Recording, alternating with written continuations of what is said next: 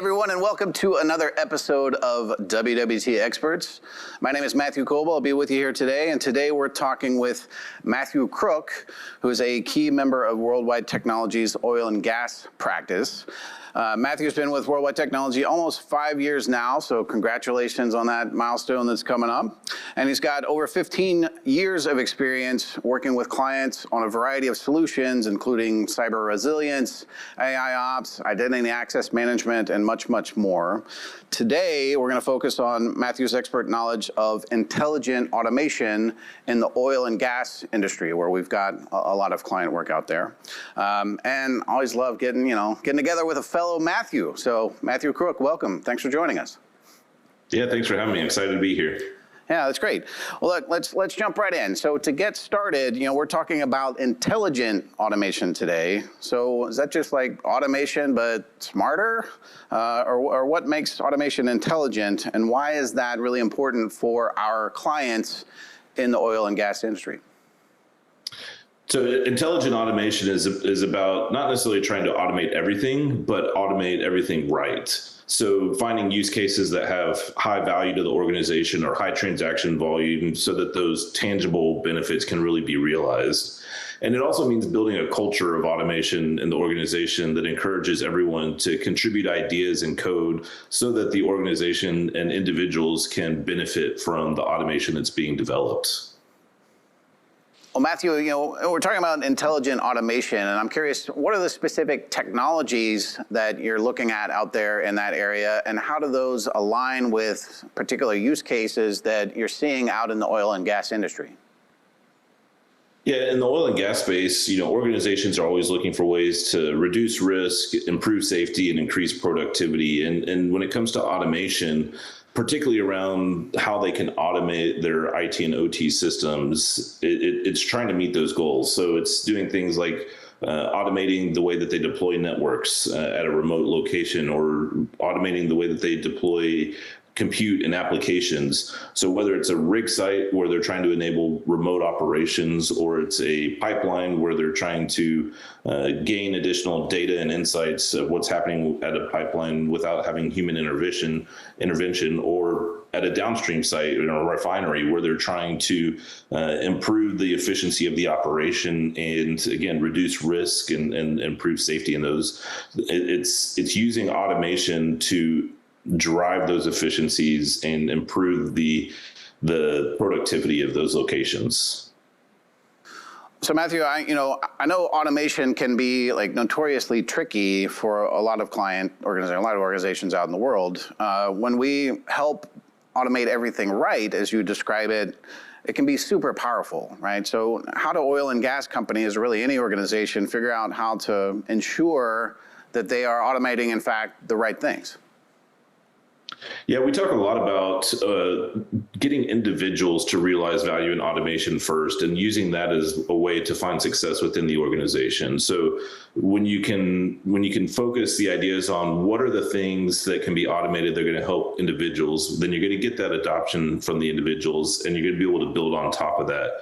Additionally, we often look at automation in some different buckets. There's infrastructure automation, process automation, application and platforms automation. And so using each of those things to build on top of each other really helps to build that culture of automation that I mentioned to begin with, and really brings that throughout the organization to bring that value up and get everybody on board with that automation mindset.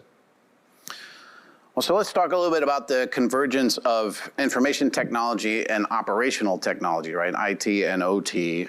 Our clients, are talking about technology being more of an enabler of the business than ever before, and they really want to unlock that. But a lot of organizations are still struggling to figure out, how do you adapt and gain visibility and efficiency across both IT and OT areas within the business? How do you help clients address that and tackle that idea? Yeah, we're definitely seeing this come up a lot in the oil and gas space, but particularly because more and more oil and gas organizations are looking to implement things like remote operations or smarter resources in the downstream space. And so what that's requiring is that convergence of IT and OT. In order for remote operations at a rig site to happen, you've got to have a solid IT infrastructure to be able to reach that.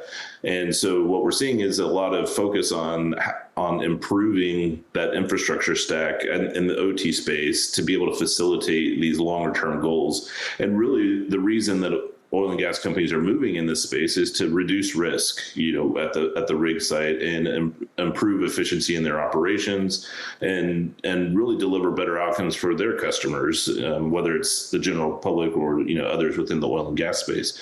And so from an automation standpoint, we're seeing a lot of interest in being able to take the things that IT has already been doing for several years around automation, particularly around infrastructure automation, and start to bring that down to the edge and into the OT space. And so that's allowing them to improve rig up times for remote rig sites, or improve consistency of deployments at a pipeline or a downstream site.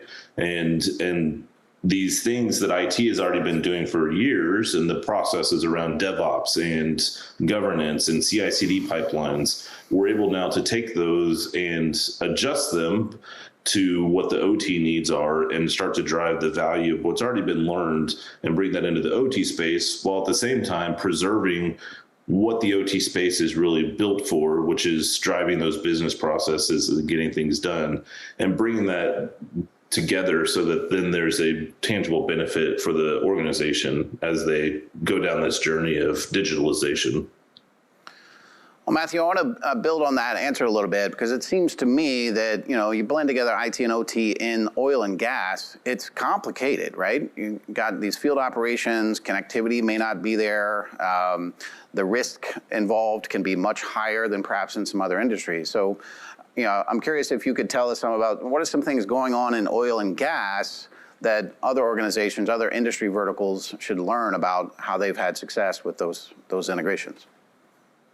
Yeah, you're right. There's definitely unique challenges within the oil and gas space. Safety is always the number one concern for any oil and gas organization.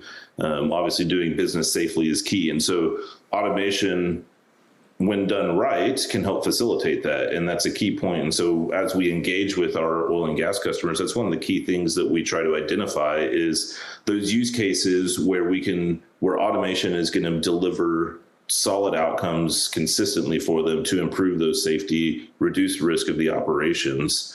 You mentioned challenges with connectivity also. And this is another thing that we're seeing a lot of. There's a lot of we're at a time where there's new technology in this space around low Earth orbit satellite and different ways to connect remote sites. And so it's opening up new opportunities to drive additional remote capabilities. We're seeing that things like SD-WAN technologies, which again have been adopted for several years in the IT organization, now being pushed out to these smaller sites, these remote rig sites, in order to better facilitate connectivity and utilize new technologies like low Earth orbit, but also still having the ability to utilize things like LTE and satellite, private LTE, and different technologies like that. So this convergence is happening, across the infrastructure, across automation, and across, the network and application space as well.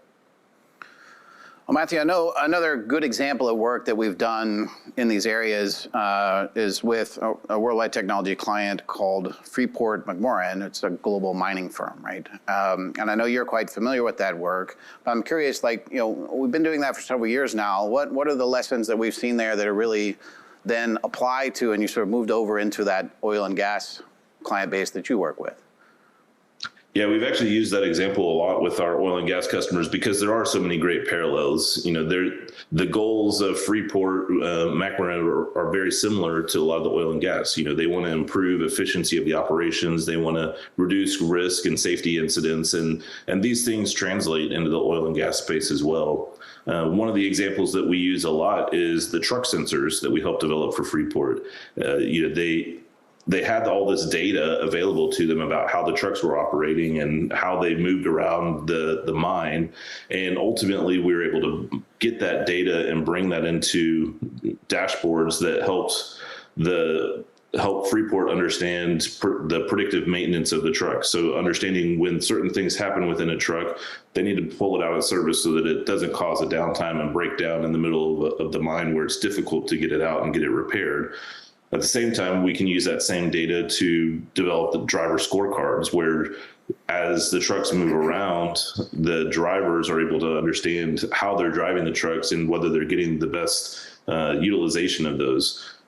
Those same types of ideas translate into the oil and gas space as you're drilling a rig, drilling a well. And so you're able to take all these metrics that are already being collected, but now start to understand and drive insights from those, whether it's predicting wear within a particular bit or a tool that's being used for the drilling, or understanding the environmentals of the speed and vibration of what's happening down in the well to then predict and provide those kind of scorecard metrics of whether the driller is taking the best path or or if they're running into issues that need to be corrected.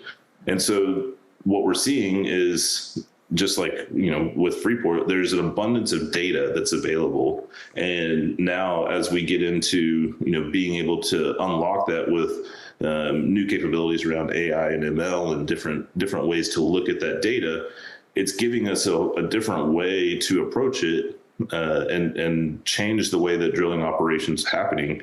It's also what's fueling this move into remote drilling operations, because now we've got the data where when we process that well and process that efficiently, it can help make better decisions and help drive efficiencies and, again, reduce risk out at those remote sites.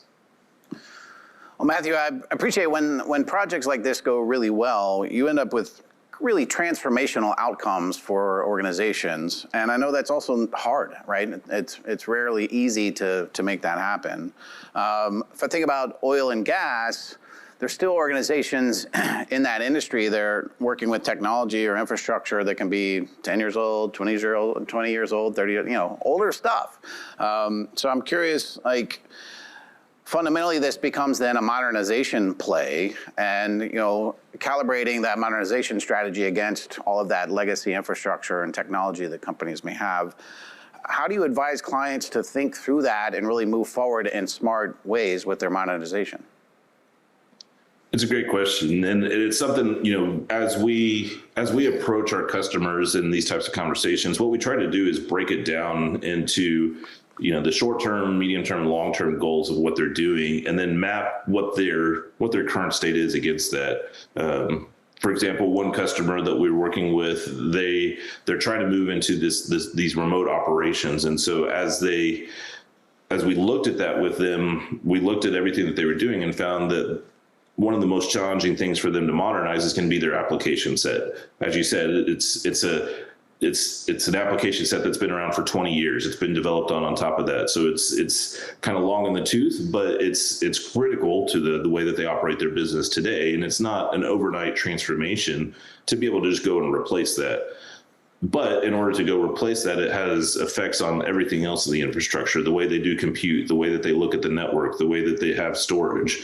And so we help by identifying what those longer term things are, like application modernization, and then back it down into, okay, we can start with some infrastructure components today to set the foundation for what is ultimately going to be coming down the line in a couple of years. And so from an automation standpoint, we are able to help them target things like the infrastructure and build that in a way that is automated and is repeatable and gives them the consistent experience in a platform that allows them to support their applications for today, but is also future ready as they continue to modernize those other aspects that are going to consume the infrastructure.